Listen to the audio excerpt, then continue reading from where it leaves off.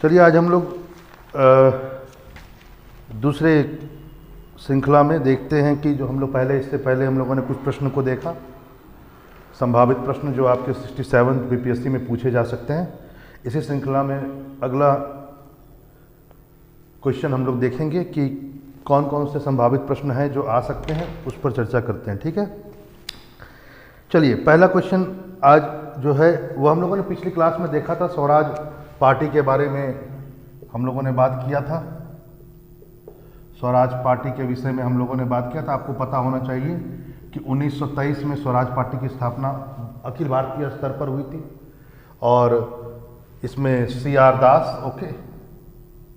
और मोतीलाल नेहरू फाउंडर थे। इलाहाबाद में इसको फाउंडेशन किया गया था।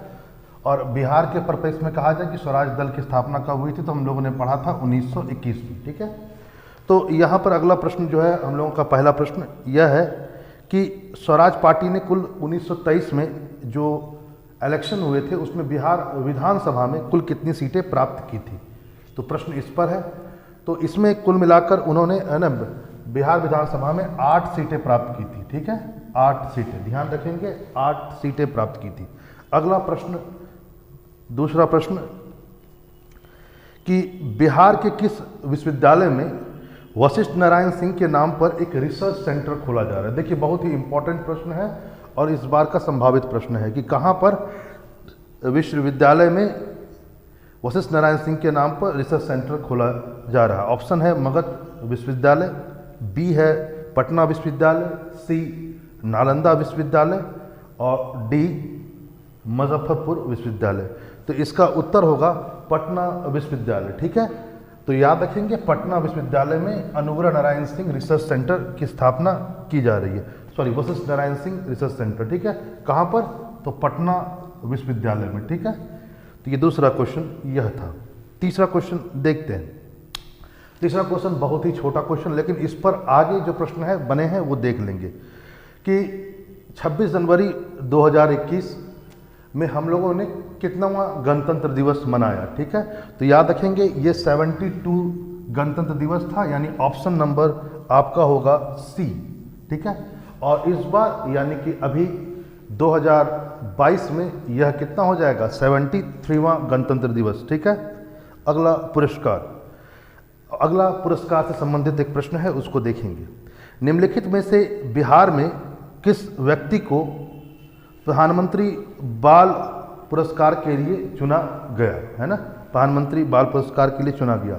ऑप्शन है A Bhavna Kanth, B Jyoti Kumari, C Bhaviya Singh and D Divyansh. ठीक है, तो इसमें जो सही उत्तर है वह है भावना कंठ, यानी कि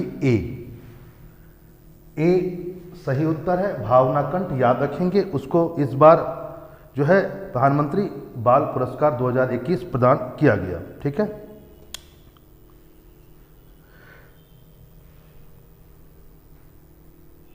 छठा प्रश्न। ठीक है,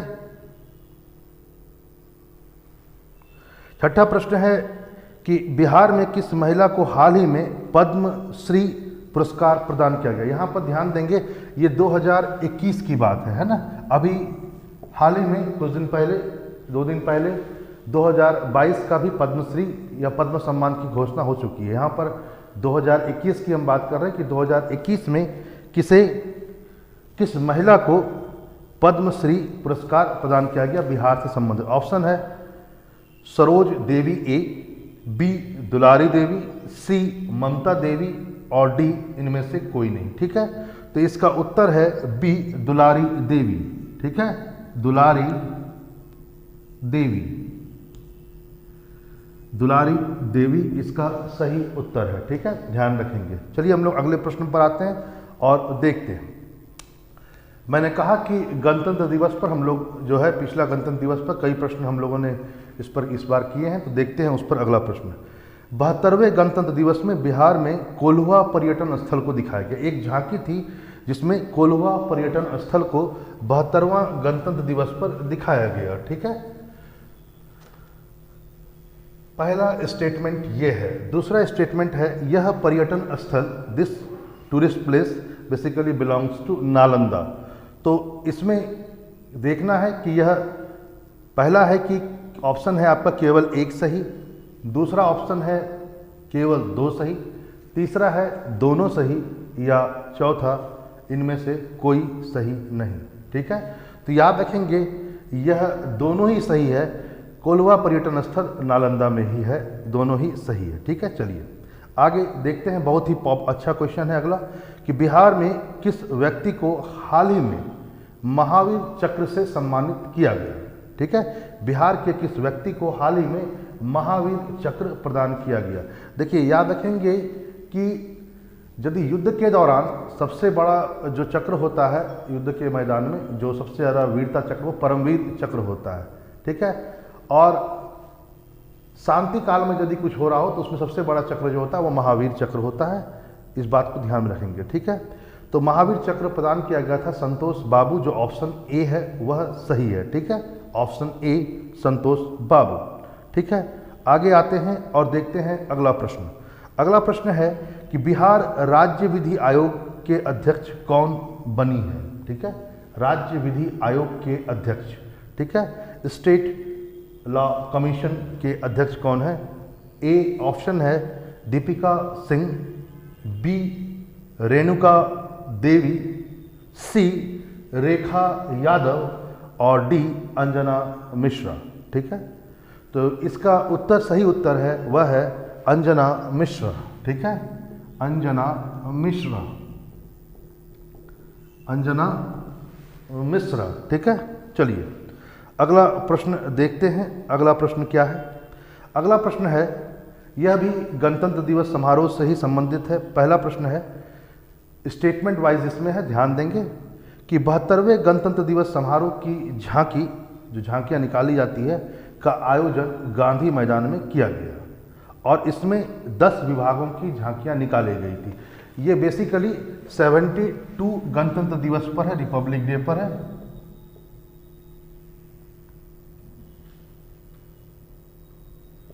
रिपब्लिक डे पर है ये 72 में बोल रहा है ये स्टेटमेंट कि 10 निकाली गई थी, पहला पॉइंट है ना, और कहाँ हुआ था, गांधी मैदान में। दूसरा है सर्वश्रेष्ठ झांकी जो थी वह आतंकवाद निरोधी दस्ते को प्रदान की गई थी। 2 ऑप्शन है इसमें, 2 स्टेटमेंट है, तो इसमें से कौन सही है। पहला है ऑप्शन केवल एक सही, दूसरा है केवल 2 सही, तीसरा है दोनों सही और चौथा है दोनों गलत।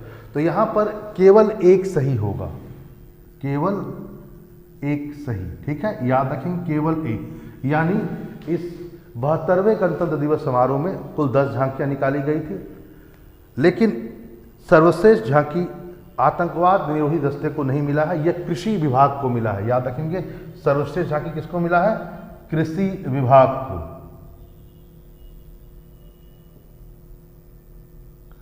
कृषि विभाग को, ठीक है, एग्रीकल्चरल डिपार्टमेंट को मिला है, ध्यान में रखेंगे। अच्छा, इस बार 73rd गणतंत्र दिवस समारोह में कुल कितनी झांकियां निकाली गई बिहार में, तो यदि ये आता है प्रश्न तो याद रखेंगे इस बार 8 विभागों की झांकियां निकाली गई थी। 8 विभागों की झांकियां निकाली गई थी, ध्यान रखेंगे। ठीक है, अगला प्रश्न, यह भी करंट से संबंधित प्रश्न है, देखेंगे। रामविलास पासवान, जिनका हाल ही में देहांत हुआ, उसे भारत सरकार ने किस पुरस्कार से सम्मानित किया। पहला है भारत रत्न, बी ऑप्शन है पद्मश्री, सी है पद्म विभूषण एंड डी है पद्म भूषण। ठीक है, तो यहाँ पर ध्यान देंगे कि उन्हें पद्म विभूषण से सम्मानित किया गया है, यानी कि आपका ऑप्शन हो जाएगा ऑप्शन सी। ठीक है, पद्म विभूषण, पद्म विभूषण। ठीक है, याद रखेंगे भारत रत्न के बाद सेकेंड सबसे हाईएस्ट सम्मान जो सिविल क्षेत्र में दिया जाता है वो पद्म विभूषण है। ठीक है, आगे गणतंत्र दिवस के अवसर पर, मैं यहाँ पर गणतंत्र दिवस जब पूछ रहा हूँ, ये 72वां गणतंत्र दिवस के बारे में क्वेश्चन है, तो ध्यान में रखेंगे। ठीक है, तो गणतंत्र दिवस के अवसर पर बिहार के किस जिले में 51 मीटर लंबा एक तिरंगा जो है, एक फ्लैग जो ट्राई कलर फ्लैग को होस्ट किया गया था और एक रिकॉर्ड बनाया उसने। ठीक है, तो ऑप्शन है ए पटना, बी बक्सर, सी कैमूर और डी आरा। ठीक है, तो इसका सही उत्तर है कैमूर। ओके, कैमूर, कैमूर इसका सही उत्तर है, कैमूर, कैमूर इसका सही उत्तर है। ठीक है, आगे देखते हैं अगला प्रश्न। अगला प्रश्न ये भी बहुत बढ़िया प्रश्न है। देखिए, यह भी करंट से संबंधित है कि हाल ही में मोतिहारी के किस कृषि विज्ञान केंद्र को देश का, है ना, पूरे इंडिया लेवल पर सर्वश्रेष्ठ कोविड अवार्ड प्रदान किया गया। ठीक है, याद रखेंगे, मोतिहारी के किस विज्ञान केंद्र को देश का, किस साइंस सेंटर को इंडिया का सबसे अच्छा कोविड अवार्ड दिया गया है। पहला है कृषि विज्ञान केंद्र मोतिहारी, दूसरा है कृषि विज्ञान केंद्र ढाका, तीसरा है कृषि विज्ञान केंद्र पिपरा कोठी और चौथा है कृषि विज्ञान केंद्र दियारा। ठीक है, फोर्थ ऑप्शन है डी ऑप्शन है, कृषि विज्ञान केंद्र दियारा। इसका सही उत्तर जो है वह है कृषि विज्ञान केंद्र पिपरा कोठी, कृषि विज्ञान केंद्र पिपरा कोठी, यानी ऑप्शन सी, यानी ऑप्शन सी इसका सही उत्तर होगा। ठीक है, चलिए आगे पढ़ते हैं। अगला प्रश्न यह ज्योग्राफी संबंधित एक प्रश्न है कि बिहार में सबसे कम वर्षा वाला जिला कौन सा है। ठीक है, तो याद रखेंगे बिहार में सबसे कम जिला ऑप्शन में है पहला A Bhojpur, B Arrah, C Buxar and D Aurangabad. तो याद रखेंगे इसमें उत्तर होगा डी औरंगाबाद। लेकिन यदि यहां पर प्रश्न पूछा गया होता कि सबसे कम वर्षा कहां होती है, तो औरंगाबाद में होती है। लेकिन यदि प्रश्न ये आता कि सबसे कम वर्षा कहां होती है, सॉरी सबसे कम तो औरंगाबाद हो गया, सबसे ज्यादा वर्षा यदि आती तो वह होता किशनगंज।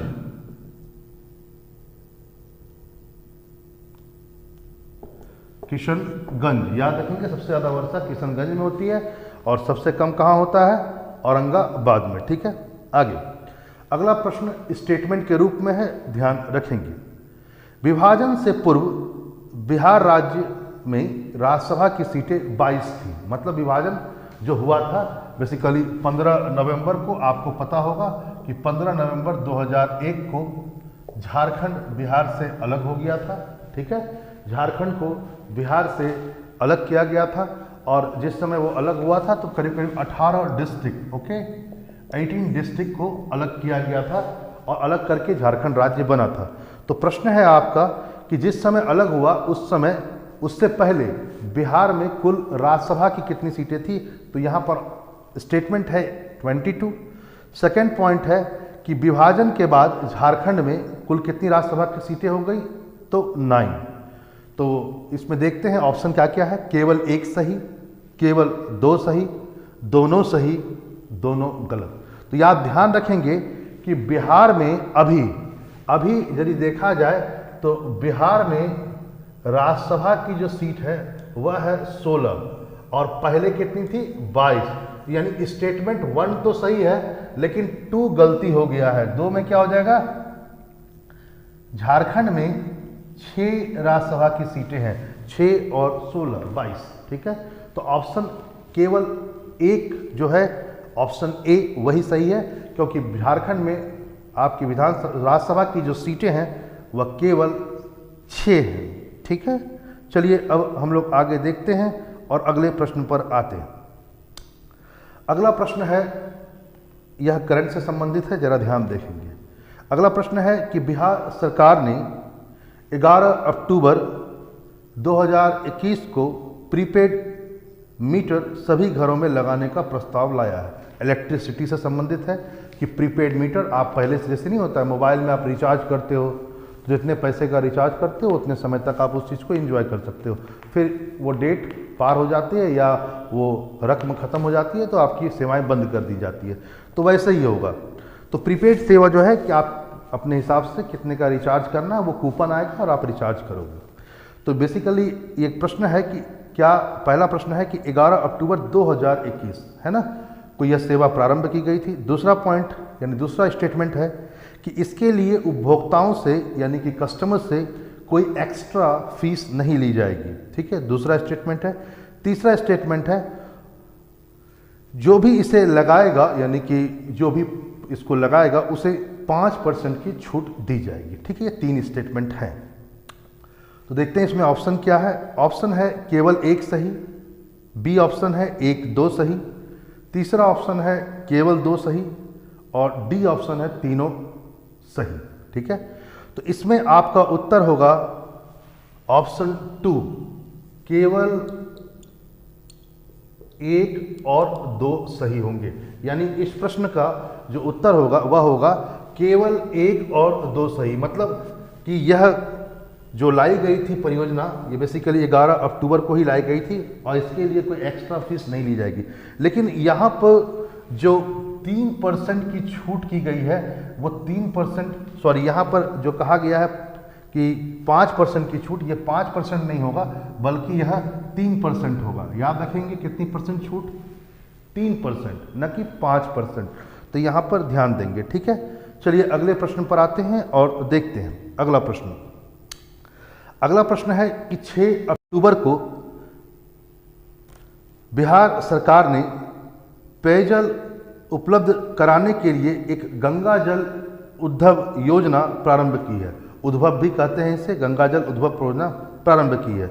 इनमें से कौन सा जिला इसमें लाभान्वित नहीं है, मतलब किस डिस्ट्रिक्ट को इससे कोई प्रॉफिट नहीं होगा। फॉलोइंग है, पहला ऑप्शन है ए राजगीर, बी है गया, सी नवादा एंड डी जहानाबाद। तो याद रखेंगे यह जो गंगा जल उद्भव परियोजना है यह बेसिकली 3 डिस्ट्रिक्ट इससे लाभान्वित होंगे, राजगीर, गया और नवादा। जहानाबाद को इससे कोई प्रॉफिट नहीं होगा। और एक बात ध्यान रखेंगे, इसके लिए 148 किलोमीटर का पाइपलाइन है ना, पाइपलाइन बिहार सरकार डेवलप कर रही है। तो ध्यान रखेंगे इस पर। अगला प्रश्न है कि मुख्यमंत्री वृद्धजन पेंशन योजना की शुरुआत 2019 में की गई थी। ठीक है, स्टेटमेंट यह है, पहला स्टेटमेंट कि मुख्यमंत्री वृद्धजन योजना की शुरुआत 2019 में की गई थी। दूसरा पॉइंट है 60 साल से ऊपर वालों को 400 रुपये और 80 साल से ऊपर वालों को 500 रुपये इसके अंतर्गत दिए जाएंगे। ठीक है, तो इसमें ऑप्शन है केवल 1 सही, केवल 2 सही, दोनों सही या दोनों गलत। तो यहाँ पर ध्यान देंगे ये दोनों ही स्टेटमेंट सही है और इसका उत्तर हो जाएगा आप लोगों का ऑप्शन सी। ठीक है, ऑप्शन सी सही होगा। क्यों? क्योंकि दोनों ही उत्तर सही हैं। यह 2019 में आई थी और इसमें एक बात ध्यान रखेंगे कि 60 से लेकर 79 ईयर्स तक को 400 रुपये दिए जाएंगे एंड 80 साल से एबव को 500 रुपये इसके अंतर्गत दिए जाएंगे। लेकिन याद रखें यह सुविधा उन्हीं को प्राप्त होगी जो बिहार के मूल निवासी हैं और दूसरा पॉइंट उन्हें कोई और सेवाओं से कोई लाभ प्राप्त नहीं है। ठीक है, तो याद रखेंगे। अगला प्रश्न देखिए, बहुत ही अच्छा इंटरेस्टिंग क्वेश्चन है, जरा देखा जाए। मुख्यमंत्री युवा और महिला उद्यमी योजना, यंग एंड वुमेन है ना, एंटरप्रेन्योर जो योजनाएं चल रही, प्रोग्राम चल रहा है के अंतर्गत केवल अनुसूचित जातियां ही लाभान्वित होंगी। यहां पर ध्यान देंगे एक वर्ड यूज किया गया है केवल। ओके, केवल, केवल यहां पर बोला गया है एससी, यानी अनुसूचित जातियां ही लाभान्वित होंगी। प्रश्न को ध्यान से देखेंगे। दूसरा है इसके अंतर्गत 10 लाख रुपए तक की आर्थिक सहायता दी जाएगी और तीसरा स्टेटमेंट है कि 3 लाख रुपए इसके अंतर्गत ग्रांट के रूप में यानी अनुदान के रूप में प्रदान किए जाएंगे। तो इसमें ऑप्शन है केवल 1 सही, केवल 2 सही, 1 2 सही, तीनों सही। ठीक है, यानी डी। तो यहाँ पर ध्यान देंगे कि इसमें एक चीज़ जान लीजिए कि यहाँ पर केवल एससी नहीं है, यहाँ पर एससी भी है, एसटी भी है और ओबीसी भी है। पहला पॉइंट तो ये। दूसरा स्टेटमेंट बिल्कुल सही है कि इसमें 10 लाख रुपए दिए जाएंगे, ये ऑप्शन बिल्कुल सही है। लेकिन जो तीसरा ऑप्शन है जिसमें कहा गया कि इसमें से 3 लाख नहीं बल्कि 5 लाख रुपए ग्रांट यानी अनुदान के रूप में दिए जाएगा, यानी इसमें क्या हो जाता है, केवल ऑप्शन 2 जो है वही सही है। याद रखेंगे केवल ऑप्शन 2 यानी बी ही केवल सही होगा। क्यों? क्योंकि पहला स्टेटमेंट रॉन्ग है, केवल ये एससी के लिए नहीं है, एसटी भी है और ओबीसी भी है, और ग्रांट जो है यानी अनुदान के रूप में 3 नहीं 5 लाख है। ठीक है, अगला प्रश्न देखते हैं, ये भी बहुत इंपॉर्टेंट है, बहुत विवादित भी रहा था क्योंकि कोविड का दौर चल रहा था। तो अगले प्रश्न पर देखते हैं। अगला प्रश्न है 4 अप्रैल 2021 को कहाँ सूफी सम्मेलन आयोजित किया गया था? एक अंतर्राष्ट्रीय सूफी सम्मेलन हुआ था, तो वह कहाँ आयोजित किया गया था? ऑप्शन ए है गया, बी नवादा, सी राजगीर और डी पटना। ठीक है, डी पटना। तो इसका उत्तर है गया। याद रखें गया में गांधी मैदान है, गया, और गया में गांधी मैदान है, वहां पर आयोजित किया गया था। गांधी मैदान पटना में भी है और गया में भी है। ठीक है, गांधी मैदान जो गया में है वहां पर यह आयोजित किया गया था। अगला प्रश्न बहुत ही इंपॉर्टेंट है, जरा देखते हैं। प्रश्न स्टेटमेंट पहला है कि कुशेश्वर जो बर्ड सेंचुरी है वह भागलपुर में सिचुएटेड है। ओके, कहाँ पर? भागलपुर में। दूसरा है आपका स्टेटमेंट उसी प्रश्न का कि गंगा डॉल्फिन जो सेंचुरी है यह दरभंगा में है। ठीक है, कुशेश्वर भागलपुर और गंगा डॉल्फिन दरभंगा में। तो इसमें से ऑप्शन है जो आपके पास में है वह है ए ऑप्शन केवल 1 सही, बी केवल 2 सही, दोनों सही, सी एंड डी दोनों गलत। तो इसमें आप ध्यान रखेंगे ये दोनों ही गलत है ऑप्शन। ठीक है, दोनों ऑप्शन गलत है क्योंकि कुशेश्वर जो है वह कटिहार में है। कुशेश्वर पक्षी विहार जो है, यह जो पक्षी विहार है बर्ड सेंचुरी जो है ये कहाँ पर है? कटिहार में है। पहला पॉइंट तो ये, और दूसरा point Ganga dolphin sorry Kusheshwar पक्षी विहार कटिहार नहीं सॉरी दरभंगा में है। कहाँ पर है? दरभंगा में। और जो गंगा डॉल्फिन अभ्यारण्य जो है सेंचुरी जो है यह है कहाँ? भागलपुर में।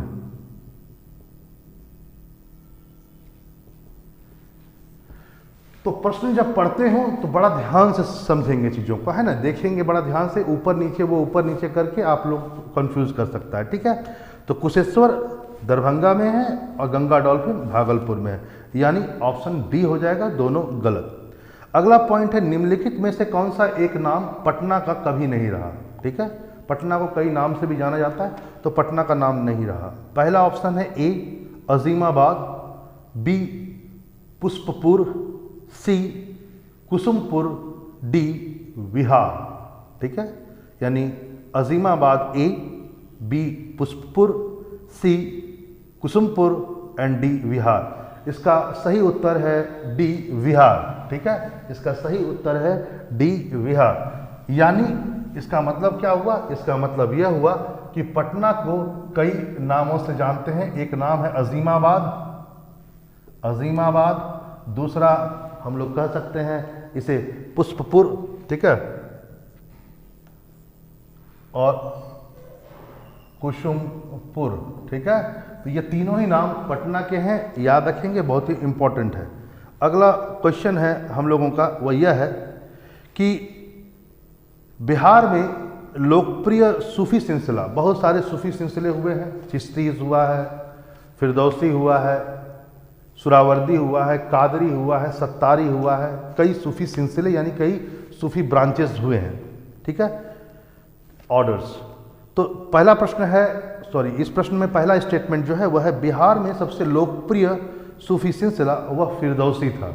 पहला स्टेटमेंट यह है। दूसरा स्टेटमेंट है संत मखदूम सूफी मनेरी यानी सैफुद्दीन सूफी मनेरी जो थे वो फिरदौसी सिलसिले से बिलोंग करते हैं। ठीक है, तो इसमें जो ऑप्शन है सी वह सही होगा क्योंकि दोनों ही स्टेटमेंट सही है। ठीक है, याद रखेंगे संत मखदूम सैफुद्दीन मनेरी फिरदौसी से ही बिलोंग करते थे। ठीक है, चलिए अगला प्रश्न ये ज्योग्राफी से संबंधित है, जरा देखा जाए। बेसिकली पॉपुलेशन ज्योग्राफी से, सेंसस ज्योग्राफी से संबंधित है कि बिहार स्टेटमेंट एक है, पहला है कि बिहार 2011 की जनसंख्या के अनुसार क्या है, जनसंख्या जो बिहार की है वो तीसरा स्थान पर है। ठीक है, पहला ऑप्शन ये है। दूसरा है बिहार में जो जो शिशु मृत्यु दर है वह झारखंड से कम है। ठीक है, यह स्टेटमेंट है। ऑप्शन है इसका केवल एक सही, बी है केवल दो सही, दोनों सही या दोनों गलत। तो इसका उत्तर होगा ए कि ऑप्शन ए सही है, यानी बिहार रैंक वाइज देखा जाए तो पूरे जनसंख्या में 3rd नंबर पर आता है, लेकिन बी ऑप्शन गलत है। याद रखेंगे बी गलत है। बिहार के बारे में देखा जाए तो बिहार जो है पॉपुलेशन में 3rd रैंक पर है। ठीक है, आपको पता होगा कि बिहार जो है रैंक में 3rd नंबर पर आता है। ठीक है, पहले नंबर पर यूपी आता है। ठीक है, पता होगा आपको 1st रैंक पर कौन आता है, यूपी आता है। 2nd पर कौन आता है, महाराष्ट्र, है ना, महाराष्ट्र आता है। याद रखेंगे 3rd पर बिहार। तो ये तो सही है, लेकिन बिहार का शिशु दर झारखंड से कम नहीं है बल्कि ज़्यादा है। देखिए शिशु मृत्यु दर 1000 पर निकाला जाता है कि 1000 पर कुल कितने बच्चे को डेथ होता है। ठीक है, तो यह शिशु मृत्यु दर है और बिहार में यह है अकॉर्डिंग टू 2011 के अनुसार, 2011 के अनुसार बिहार में यह 38 है ना। और झारखंड में देखा जाए तो यह 27 है। ओके, 27 इतना। तो इस हिसाब से आपको समझ में आ रहा होगा कि यह है। ठीक है, टोटल भारत में देखा जाए तो भारत में 44 है। याद रखेंगे 44। ठीक है, भारत में देखेंगे तो ये 44 है। चलिए अब अगला प्रश्न पर आते हैं। अगला प्रश्न है कि ये 3 स्टेटमेंट है, इसमें बड़ा ध्यान से समझेंगे और देखेंगे। पहला प्रश्न है कि पहला ऑप्शन जो है वह है कि पुराने बिहार का 45.85% झारखंड राज्य को प्राप्त हुआ। ठीक है, कितने परसेंट, 45.85%। दूसरा है बिहार की साक्षरता दर 61.8 है। ठीक है, 68.8 है। तीसरा है आपका ऑप्शन कि बिहार में सबसे कम जनसंख्या वाला जो जिला है वह क्या है, शिवहर है। तो इसमें जो ऑप्शन है वह है कि पहला ए ऑप्शन है केवल 1 2 सही। ठीक है, केवल 1 और 2 सही। दूसरा ऑप्शन है 1 और 3 सही। तीसरा ऑप्शन है 1 2 3 सही और चौथा ऑप्शन है तीनों सही। ठीक है, तो इसमें याद रखेंगे जो ऑप्शन 1 है 1 और 2 सही वही सही होगा। तीसरा ऑप्शन गलत है क्योंकि बिहार में सबसे कम जनसंख्या जो है वह शेखपुरा की है। शेखपुरा सबसे कम पर है और उससे थोड़ा ज़्यादा है वह है आपका शिवहर। ठीक है, शिवहर याद रखेंगे। शिवहर के बाद अलवर है, अरवल। ठीक है, ये 3rd है। तो सबसे कम क्या है, शेखपुरा, फिर शिवहर, फिर अरवल। ठीक है, ये सबसे कम जनसंख्या वाले हैं। बाकी ऊपर के दोनों स्टेटमेंट बिल्कुल सही हैं। ठीक है, चलिए अब आगे देखते हैं अगला प्रश्न।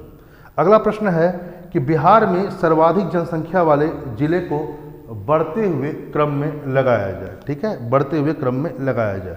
ठीक है, याद रखेंगे बढ़ते हुए क्रम में लगाने की बात इसमें की गई है। ठीक, तो ऑप्शन पहला जो है वह है बिहार, पूर्वी चंपारण, मुजफ्फरपुर और मधुबनी। सेकंड है, पहला है पटना, पूर्वी चंपारण, मुजफ्फरपुर और मधुबनी। दूसरा है पटना, पूर्वी चंपारण, मधुबनी, मुजफ्फरपुर। तीसरा है पटना, मुजफ्फरपुर, पूर्वी चंपारण और मधुबनी। और चौथा है पटना, मधुबनी, मुजफ्फरपुर, पूर्वी चंपारण। ठीक है, इसमें ऑप्शन ए जो है वह सही है। सबसे ज़्यादा जनसंख्या जो है वह है पटना की। सेकंड वन जो है वह है पूर्वी चंपारण की। थर्ड है मुजफ्फरपुर और फोर्थ है मधुबनी। तो इस हिसाब से देखा जाए तो ऑप्शन ए जो है वह सही उत्तर है। तो इसको ध्यान में रखेंगे, ये प्रश्न बहुत ही इंपॉर्टेंट है। अब अगले प्रश्न पर आते हैं। सूची 1 और सूची 2 दिया हुआ है और देखेंगे कि इसका सही उत्तर क्या है। ठीक है, ऑप्शन है पहला ए ऑप्शन जो है, एक हम लोग पहला सूची पढ़ते हैं वो देखते हैं कि सर्वाधिक जनसंख्या घनत्व दिया हुआ है, फिर दिया हुआ है सबसे कम जनसंख्या घनत्व, फिर दिया गया है आपको सर्वाधिक साक्षरता और फिर दिया है सबसे कम साक्षरता। ठीक है, ऑप्शन में है ए ऑप्शन दिया हुआ है वहाँ पर, वह है सूची बी का शिवहर, फिर है कैमूर, फिर है रोहतास और फिर है पूर्णिया। ठीक है, यानी इसमें मिलान करना है। तो पहला जो है इसमें ज़रा देखेंगे मिलान में, पहला ऑप्शन आपका है ए बी सी और डी, यानी कि सभी मिले हुए हैं, पहला ऑप्शन ये है। दूसरा ऑप्शन है यानी कि 1 2 3 4 जो विकल्प दिए गए हैं 1 2 3 4, इसके लिए अगला ऑप्शन जो है ए बी डी और सी। सी है ए सी डी और बी, और डी जो है वह है ए डी सी बी। यहाँ ध्यान रखेंगे, यहाँ पर जो क्वेश्चन फॉर्मेट किया गया है, यह जितने भी ऑप्शन दिए गए ये 1 2 3 4 यानी सूची 1 के 1 2 3 4 के लिए ये सब ऑप्शंस हैं। ठीक है, तो इसमें जो उत्तर है वह है पहला यानी ए, सभी इसमें मिले हुए हैं। क्यों? क्योंकि जरा देखा जाए सर्वाधिक जनसंख्या घनत्व आप याद रखेंगे शिवहर का है। ठीक है, शिवहर में लगभग 1880 के आसपास जनसंख्या घनत्व है सबसे ऊपर। इसके बाद पटना आता है जनसंख्या घनत्व में, पटना के बाद दरभंगा आता है। ठीक है, तो याद रखिएगा कि जनसंख्या घनत्व में सबसे ऊपर पर क्या है? शिवहर है। और मैंने कह दिया शिवहर का जनसंख्या घनत्व इतना है, ये पहले नंबर पर आएगा शिवहर, और पटना दूसरे नंबर पर और दरभंगा तीसरे नंबर पर। चलिए पहला तो सही है, दूसरा देखते हैं। दूसरा है सबसे कम जनसंख्या घनत्व जो है वो कैमूर का है। ठीक है, ये बिल्कुल सही है, कैमूर सबसे कम है। कैमूर के बाद जो जनसंख्या घनत्व है ये जमुई का है। जमुई सेकेंड नंबर पर कौन है? यानी पॉपुलेशन डेंसिटी में सेकेंड नंबर पर जमुई है। ठीक है, थर्ड हम लोगों का जो ऑप्शन था वह यह था कि सर्वाधिक साक्षरता कहाँ पर है। तो याद रखेंगे सर्वाधिक साक्षरता दर जो है वह रोहतास की है और सबसे कम साक्षरता पूर्णिया की है। बिल्कुल सही। चलिए अगले प्रश्न पर आते हैं और देखते हैं। अगला प्रश्न है कि बिहार में एकमात्र रामसर स्थल है, यानी रामसर साइट, आपको पता होगा कि वेटलैंड के लिए रामसर साइट एक बहुत बड़ा प्रोजेक्ट है, वो वर्ल्ड लेवल पर जो चल रहा है। ठीक है, उसको कंजर्वेशन के लिए, उसकी सुरक्षा के लिए वेटलैंड की। और भारत में जो रामसर साइट है वो लगभग 47 है। भारत में भी रामसर साइट कितने हैं? 47 है। तो क्वेश्चन बोलता है कि बिहार में केवल एक रामसर साइट है। और दूसरा है काबर ताल आर्द्र भूमि बिहार के बेगूसराय में। ठीक है, तो इसमें ऑप्शन है ए केवल एक सही, दूसरा केवल 2 सही, तीसरा दोनों सही, डी दोनों गलत। तो ये जो ऑप्शन सी है जिसमें दोनों सही है, तो ये दोनों ही सही है। और एक बात याद रखेंगे, ये जो काबर ताल आर्द्र भूमि है जो बेगूसराय में है, यही है बिहार का रामसर साइट। ठीक है, भारत में कितने हैं? 47 है और बिहार में केवल एक है, यही है। ठीक है, अगला प्रश्न देखते हैं। अगला प्रश्न है बिहार में व्यक्तिगत सत्याग्रह के प्रथम सत्याग्रही कौन थे? ठीक है, यानी बिहार में जो व्यक्तिगत सत्याग्रह हुआ था तो उसमें जो पहले सत्याग्रही थे वह कौन थे? ठीक है, तो याद रखेंगे बिहार में ऑप्शन ए है Rajendra Prasad, option B Braj Kishore, option C Anugrah Narayan and option D Shri Krishna Singh. ठीक है, तो इसका सही उत्तर है वह है डी श्री कृष्ण सिंह। याद रखेंगे श्री कृष्ण सिंह बिहार में प्रथम व्यक्तिगत सत्याग्रही थे। ठीक है, और दूसरे नंबर पर कहा जाए बिहार में कौन थे तो अनुग्रह नारायण थे। ठीक है, ध्यान रखेंगे सेकंड पर कौन थे? सेकंड पर थे अनुग्रह नारायण। और यदि कहा जाए कि व्यक्तिगत सत्याग्रह की शुरुआत कब हुई थी तो 17 अक्टूबर 1940 में हुई थी। और पहले सत्याग्रही यदि भारतवर्ष के हिसाब से कहा जाए गांधी जी के द्वारा शुरू किया गया था, उन्हीं के कहने पर यह कॉन्सेप्ट आया था।